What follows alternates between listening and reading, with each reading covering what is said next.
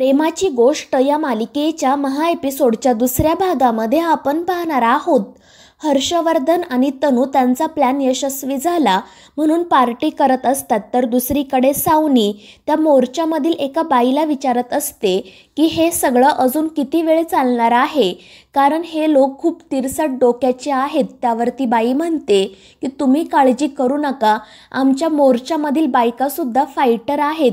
आज तुम्हाला तुमची मुलगी नक्की मिळणार. आणि ते ऐकून सावनी खुश होते. मात्र ती बाई तिला सांगते की तुम्ही सुद्धा आमच्या सोबत चला, कारण तुम्ही त्या मुलीच्या आई आहात. मात्र ते ऐकून सावनी काळजीत पडते. तर दुसरीकडे सागर त्या बायकांना सांगत असतो की मी सईचा बाप आहे, त्यामुळे सई माझ्या जवळच राहणार.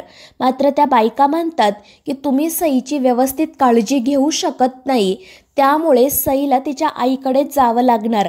आणि त्या बायकांचं हे बोलणं ऐकून सगळ्यांनाच धक्का बसतो. इंद्रा त्या बायकांना समजावण्याचा प्रयत्न करत असते, मात्र त्या बायका काही ऐकून घेत नाही आणि मग त्यांच्यातील हा वाद वाढतच जातो. सागर त्या बायकांच्या अंगावर धावून जाणार इतक्यात मिहीर त्याला थांबवतो. आणि मग त्यानंतर बापू शांतपणे त्या बायकांना विचारतात की तुम्हाला नक्की काय हवं आहे. त्यावर त्या बायका म्हणतात की सई सुखरूप आहे की नाही ते बघायचे आम्हाला.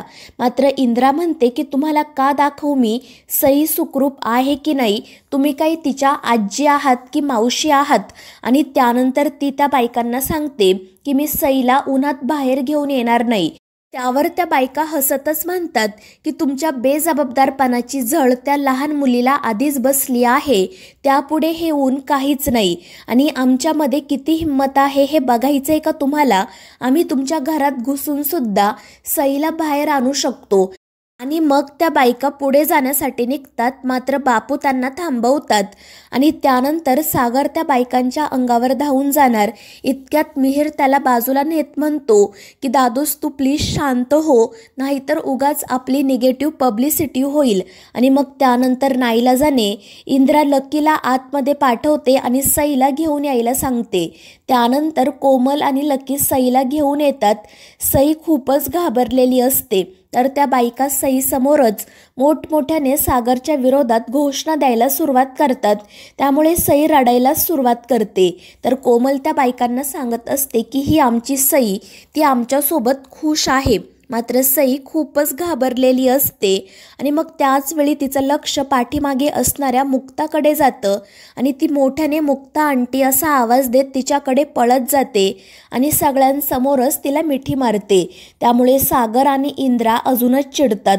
तर पुरू आणि माधवीसुद्धा काळजीत पडतात. तर इकडे सई खूप रडत असते, तर मुक्ता तिला समजावत शांत करण्याचा प्रयत्न करत असते. मात्र सई म्हणते की मला या बायकांची खूप भीती वाटत आहे. त्यावर मुक्ता तिला समजावते की घाबरू नको, त्या बायका तुला तुझ्या परी मम्माकडे घेऊन जाणार आहेत. मात्र सई म्हणते की मुक्ता आंटी मला कुठेही जायचं नाहीये, मला इथेच थांबायचं आहे. आणि ते ऐकून त्या बायका म्हणतात की बघा या लहान मुलीला या लोकांनी कशी पट्टी पढवली आहे, आईकडे जाण्यासाठी सुद्धा ही मुलगी तयार होत नाहीये. आणि ते ऐकून सागर इंद्रा अजून चिडतात. तर मुक्ता सईला सांगते की पार्टीमध्ये तू तुझ्या मम्माला शोधत होती ना, तुला तुझ्या परी मम्माकडे जायचं आहे ना, मग हे लोक तुला तिच्याकडे घेऊन जातील. आणि मुक्ताचं हे बोलणं ऐकून सागर अजूनच चिडतो. आणि त्यानंतर त्या बायका सईला घेण्यासाठी पुढे येतात, त्यामुळे सई अजून घाबरते. मात्र तरीही त्या बायका पुढे येतच राहतात, त्यामुळे मुक्ताच त्यांच्यावर ओरडते. ती म्हणते की तुम्ही या मुलीच्या भल्यासाठीच हे सगळं करताय ना, मग तिची अवस्था तुम्हाला समजून घेता येत नाहीये का? तुम्ही इतक्या बायका आहात, तुम्हाला बघून घाबरली आहे ती, तुम्ही प्लीज थोडा वेळ शांत राहा. आणि त्यामुळे त्या बायका गप्प बसतात. आणि मग त्याच वेळी सावनी गाडीमधून खाली उतरते. सावनीला बघून तर सागर, बापू, इंद्रा सर्वच जण चिडतात. मात्र सावनी मोठ्या तोऱ्यात त्यांच्यासमोर जाऊन उभी राहते. आणि मग त्यानंतर तिला बघून मुक्तासुद्धा खूप खुश होते. आणि मग ती सईला सांगते की बघ ती आहे तुझी परी मम्मा. मात्र सई घाबरूनच सावनीकडे बघत असते. तर सावनी आनंदाने तिला जवळ बोलावते. तर मुक्ता सईला समजावते आणि तिला सावनीजवळ घेऊन जाते. आणि मग ती स्वतः सईचा हात सावनीच्या हातात देते. आणि ते पाहून सागर खूप चिडतो. तो रागातच मुक्ताकडे बघत असतो. मुक्ता मात्र सईला सांगत असते की ही आहे तुझी मम्मा, तू घाबरू नको, आता तुला तिच्यासोबतच राहायचं आहे.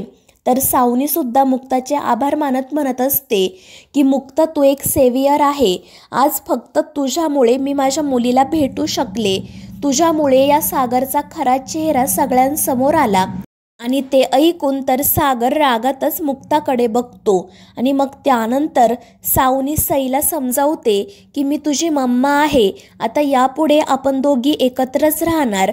आणि मग ती सईसोबत बोलण्याचा, तिच्याशी गप्पा मारण्याचा प्रयत्न करते. मात्र सई खूप घाबरलेली असते.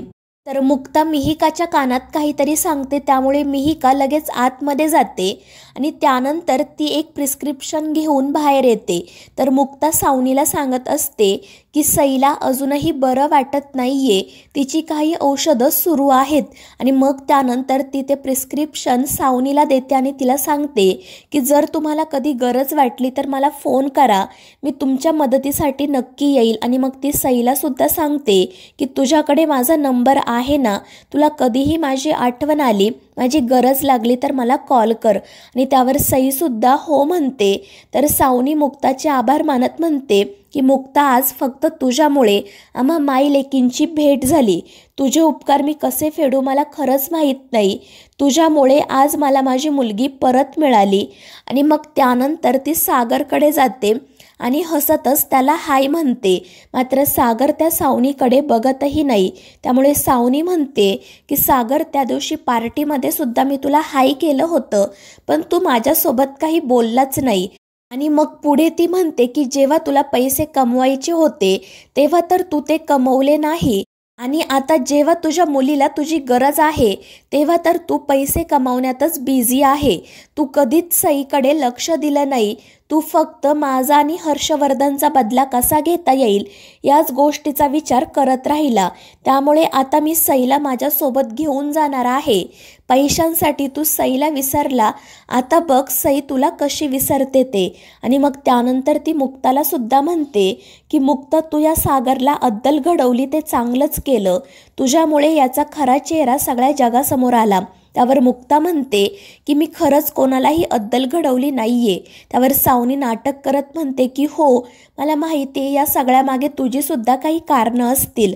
आणि मग त्यानंतर ती त्या मोर्चाला आलेल्या बायकांचे सुद्धा आभार मानते आणि मग सईला घेऊन तेथून जाण्यासाठी निघते.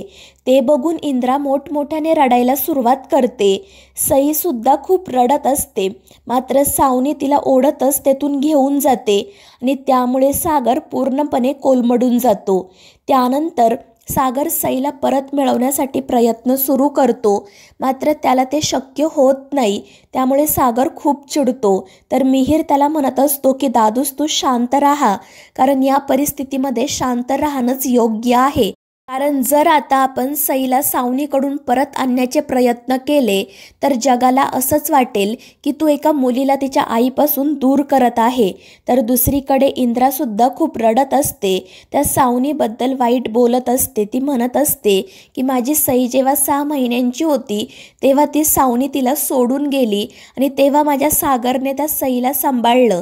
बायको सोडून गेली याचं दुःख बाजूला ठेवून त्याने त्याच्या मुलीला वाढवलं, तेव्हा तर हे लोक आमच्या मदतीसाठी आले नाहीत.